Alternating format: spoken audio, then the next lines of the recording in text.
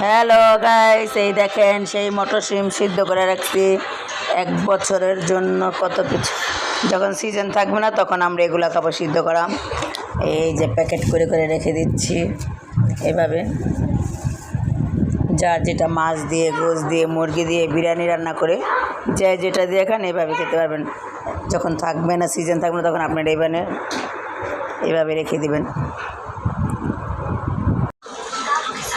এই যে যখন সিজন থাকবে না তখন এইভাবে নিব আর খাবো। দেখেন সব প্যাকেট করে করে রেখে দিছি। টমেটোগুলো সব কাইটা করে রাখছি। কত সুবিধা দেখেন, এত সুবিধা কি হয়। এই যে সিমের বিচিগুলো কি সুন্দর করে রাখছি, হালকা ভাপা দিয়ে রাখছি, কোনো সমস্যা এখানে নিব আর রান্না করব।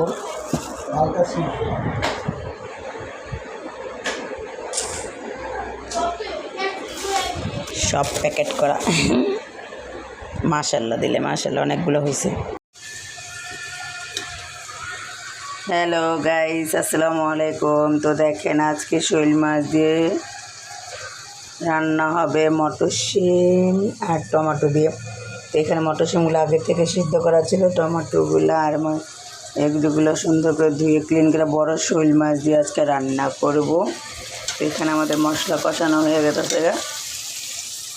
এটা সেহরির জন্য রান্না করতেছি, আমাদের প্রথম রোজার জন্য এগুলো আজকে মাছ রান্না করব।